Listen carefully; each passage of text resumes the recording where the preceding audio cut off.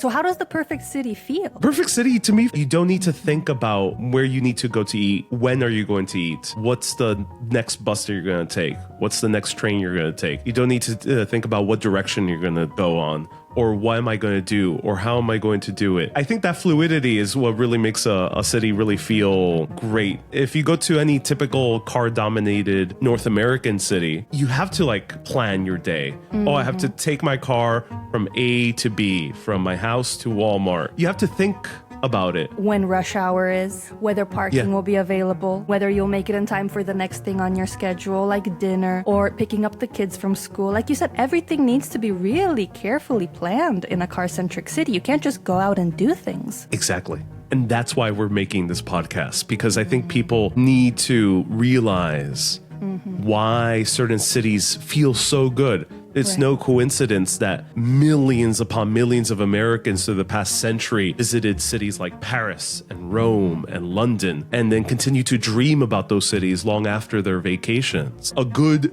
city urban life does not have to be just a vacation. It could be one's daily life. Even in suburban areas, even in smaller rural towns, you can still have very great urbanism. I often think about a city that's a great city, that's well designed and well planned.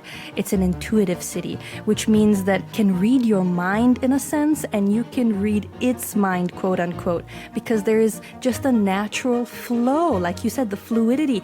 When I'm walking in a great city, a city that I would consider really well designed and well planned, it's like the city knows and expects what I'm going to be wanting at any given moment. For example, if I get hungry, very quickly I'll come upon a cafe, I'll come upon a restaurant. If I'm feeling tired or I need to tie my shoelaces, I'll come upon a bench, because a great city knows people need to sit down very often, because we have all kinds of ages and physical abilities in a city, and people need to sit down. A great city knows that when there are certain hot spots on either side of the street, you're going to need a crosswalk there because people are going to need to cross.